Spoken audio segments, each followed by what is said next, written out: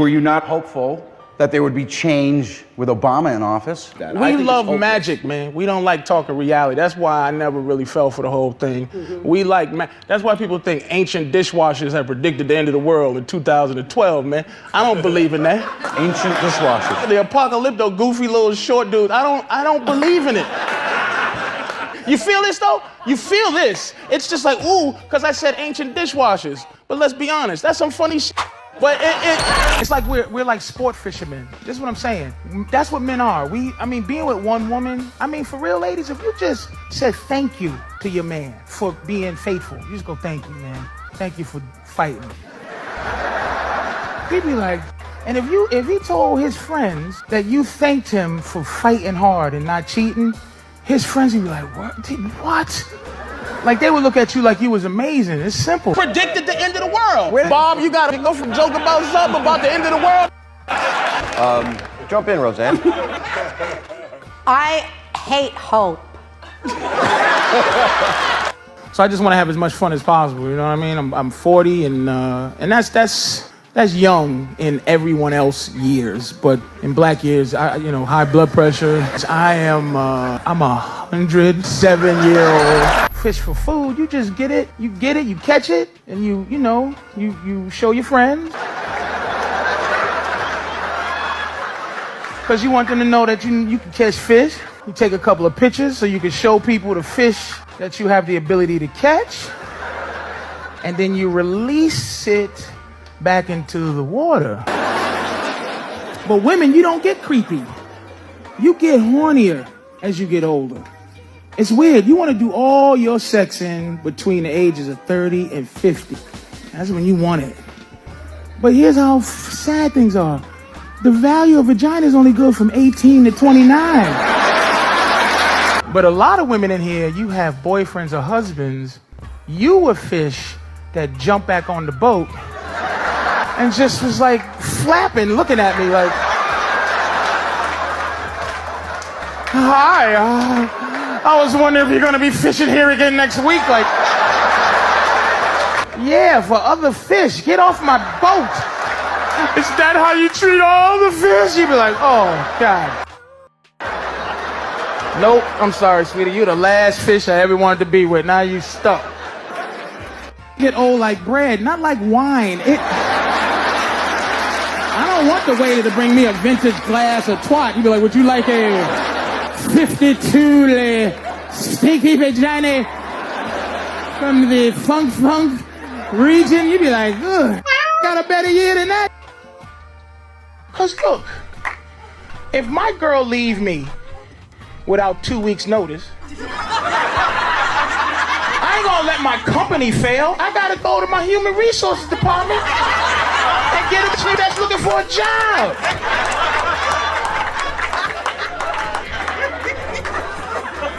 Because that's what it is. It's human resources. It's a corporation. You're a part of his corporation. You're a part of his corporation. Don't ever forget, you needed a job.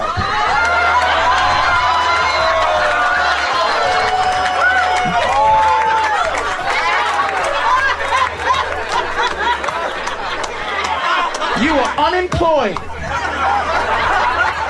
And you took the position I had available. I need a job. Well, all I have available is a position from 3 in the morning to 4:15. You suck my I drink your last Snapple and I leave. Do you want that position? Bill, you mentioned Patrice. Yeah, he's one of the greats. What was he like as a person to be around? He was everything. Everything was on 10. That guy was on 10. If he was being cool, he was the coolest guy you ever met. If he was being funny, he was the funniest guy you ever met. If he was being you wanted to kill him. I still have arguments with him. Like, that's how, like, the level of this guy. He's been dead for like 11, coming up on 11 years. I can't believe it. But like, this shit, I'm still figuring out that he crossed the line and up there because I was so like, slow. I wasn't up to what he was doing. But, I had all kinds of, you know, amazing conversations, just talking about life, how we ended up where we were at, how the two of us ended up being friends. I remember he got Bill Burr so mad one time. Oh, Bill used to get so mad. Beautiful thing about Bill Burr, when we be snapping, Bill was the guy that get mad. Like, it's not funny. If you went after him, yeah, it's not. None of it's funny. Y'all laughing. Bill be like, "Where's the punchline in it? There's no punchline." He would get so mad. Patrice is the greatest I've ever seen. A lot of people would be like, yo, Patrice was kind of an asshole. Patrice was an asshole to everybody. He was always nice to me. Yeah, because he thought you were a real one, bro. He's nice. Patrice was nice. He was just, you had to be able to take a joke. You had to be able to take it right on the chin and laugh right back. Oh, he was always funny. He was just always funny about everything. Patrice had a way of looking at things where we would all talk and then would wait for Patrice's point. I'm just kind of sick and tired of hearing Patrice use the entitlement excuse every time he talks about women. Yeah. See, this is an empathizer, sympathizer. You're the reason why life is f***ed up for men right now, goofball motherfucker. You gotta learn. When I say entitlement, it's a thing that makes you think that there's a magical force around you that can protect you from different situations, that makes you behave irrational. Guys don't do that. Like, you would never, like, okay, right now you're talking to me over the phone, but if you was sitting next to me on the train or something like that, and you was with your wife would say something before you did. You know why? Because she has this protective thing around her. You wouldn't talk because we're both men, and it's possible somebody could get choked. And I'm not saying you could choke me, I'm just whatever. We can f each other up. That's why we don't come out of our mouth to each other. Now, the superior physical person in this situation, which is the man, why don't we come out of our mouth to each other? Why don't we curse each other? Why don't I look at you and go, what the f? Yo, dude, why don't you shut the f up? You know why? Because we are in charge of physicality. Women aren't. They go, why don't you? I'm going to beat the horn because he's not going fast enough in my f***ing world. This is what I mean by entitlement, dude. It's frustrating. Stuck with the last fish who was loving you and fighting hard to be on your boat. Then she got comfortable, and now instead of doing this, she's like, so we've been together for like a year now. Why do you still have a boat? You'd be like, so what's she trying to say? I can't catch fish no more? Why do you need to catch a fish? Because if I lose my ability to catch fish, then you're not gonna find me no more. So you gotta smell fish on me so that you know I can catch fish so you can act right. Let me ask you a question. Here's a question. Here's a good, serious question. Okay, ladies, if you didn't have a vagina, like say it was a terrible train accident, right? And the doctor was like, we have to remove you right away or you're gonna die. How would you keep your man past, you get a 2-month guilty, I can't leave right away because you just lost a train accident. Can't just walk right out on him. How would you keep your man past that if you didn't have a vagina? Wow. Nothing? You can talk, Suck his, okay, mouth, hole, okay, great. You see what I'm saying? Now, I've been getting the whole show, right? But I give women the opportunity to say, I'm gonna make myself worth more. But you just classified yourself as a series of holes, but I'm supposed to treat you special, but you're just a bunch of holes for yourself. That boy is good. Greetings, you polite savages. Thank you so much. Thank you, audience coordinator, for putting titties up in the front row. God bless you. That was distracting me. I was supposed to come out. Oh, yeah. Oh, y'all here? Yeah? Huh? So my question, you polite savages, is how exactly do you give tribute to a comedy legend? How exactly do you express how certain things that somebody said that you never met before actually gave you insight to how you were handling things in your life when you were handling them during times of hard business negotiations, during times when you weren't exactly sure if you were on the right path, during times when you weren't sure if you were doing the right thing with a lady and somebody came and said the exact right thing at the right time. I'm talking about Patrice O'Neal. Very good, yo. Congratulations to you, my friend. Look at that white woman you're with. damn.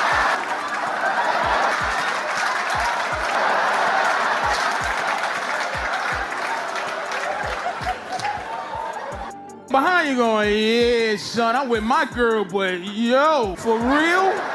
That white woman's amazing, isn't she? Tell the truth. He's with his black girlfriend like, no, I don't know, but she's high level. That's a high level white woman right there. That white woman man. Black women get mad at that, but that is top shelf white woman right there. Boston comic who literally changed the face of comedy. Although his birthplace is listed as New York City, the giant of a comic born in 1969 was absolutely known and revered by his comedy peers. You've seen him on the legendary Dave Chappelle Show and heard him referred to by the likes of Bill Burr, Corey Holcomb, Louis C.K., Joe Rogan. But the incredible thing about Patrice O'Neal is that he lived on after. His legacy carried on after his death. Now, I'm not comparing the two, but it's almost like a Tupac Shakur, where more people knew about him after, more people learned about him after he died, in my idiom, than actually knew about him when he was doing comedy. He's been referred to by Abba and Preach, Andrew Schultz, my guy Moxie, and anybody who really understands comedy. And I gotta keep it a buck, he was the first brother that I ever heard come clean with his experiences about Brazil, compared it to being Superman. Passport bros, anyone? I went to Brazil. You have to go there to understand that there's another way to think. What it made me understand is we settle here for way less than we should. We're Supermen everywhere else, but we're here on Krypton where Kryptonian don't have respect for what you are. They don't know you can stop a train and leap buildings. They like, where's this at? Well, I'm on Krypton with you. You make me feel like Clark Kent, but there's chicks that make you feel like Superman. So when you come back around, they now see Superman because you treat them like you're Superman. You go, I'm better than you. You let them know your superpowers, and you need to act accordingly. I'm not no bum. I'm going to talk to you about traveling because it's one of the things that all men must do to optimize themselves. And it's something that men should do for themselves. I'm sorry. Patrice O'Neal had a bit called, the king and queen system. He's like, the king can go get with the lowest barmaid and elevate her to the highest level in land, the queen. I mean, you just be the queen's husband. You can't automatically just become the king. We know these things. And I know exactly what you're thinking, you polite savages. How could this person get away with this? What happened to the cancel culture? Well, let me let you in on a little secret. This cancel culture mumble jumble just came up a few years ago, maybe a decade ago. And in all reality, before that, it absolutely meant nothing. People could say what they want, and if you got offended, you can walk your jolly ass up out of the arena, out of the theater, out of the comedy club. You could turn the channel. Oh my goodness, just think. People had freedom of choice, freedom of speech, and freedom of expression in the same damn country where none of this exists to this very day. So no, Patrice wouldn't have got canceled. You couldn't cancel him. He would go on Fox News, debate, argue with feminists, and laugh dead smack in their face. Do you think a joke about is doomed to be not funny? It's possible, but I've heard them. You've heard a funny joke? I say a couple. Watch my HBO special. I'm pretty good at it. Yeah, Patrice says that if you're having with a woman, doggy style, and if you hit her in the head just the right time. No, it's a eye and kick her in the shin, and she walks around like, arg! It's the angry pirate. That's what she was trying to say. A violent act of hitting her in the back of her head, her body. It's called the donkey punch. Which will then. Why are you laughing? She's outraged. It's called the donkey punch. It's whole humor that she has no clue what it is. You have the same problem that Opie and Anthony does. You can't say just anything on the air. And that's my point, you polite savages. You can just say anything. Back in the day, you could just say anything. We had the likes of Richard Pryor. He just said anything. Eddie Murphy, he just said anything. Early Chris Rock, he just said anything. People who were truly funny, who you remember, countless laughs, countless times, countless stories. These folks just said anything. But what happened? Cancel culture came and they tried to stop you from just saying anything. Anything that you wanted, anything that you thought would be funny, anything that may offend you, but may make somebody laugh. And let me let you in on a little secret. Sometimes when all the chips are down, when things are really looking dark, when it's really grim, the only thing that you can really depend on is something totally and completely effed up, making you laugh, making you chuckle inside, letting you know that you're just not as screwed up as you think you are, but just a little more than you should be. Because you know what? A lot of dark things in this world is funny. And that's why Patrice O'Neal is a flippin' comedy legend. Long live the king. You dig? You know how you can tell how pretty a white woman is? The value, you look at her and then you wonder how long they would look for if she was missing. Come on, take a look. Take a look. Look, look, look, look, look! Like, ladies, let's discuss, look, let's discuss harassment. Why can't I harass you? Sometimes I can never harass you, never. And I'm not talking about, ooga booga. Like, I'm talking just at the job. It's unfair that I can't harass you at the workplace. Like, you looking how you looking, and I can't just a little something that has to do, like, you gotta be careful just to say, hey, you look beautiful today. That's how messed up the game is. I think you should be able to comment on any part of the body that you see. If you, what's your name? What's your name? Jeannie. Now, Jeannie, no disrespect, but if I work with you, I should be able to walk in and go, oh, Jeannie, beautiful titty meat you have there. Thank you for watching the Tip Network. Follow us on all social media outlets and ask yourself one burning question. Can you handle the tip? Boom. We're out. We found true happiness.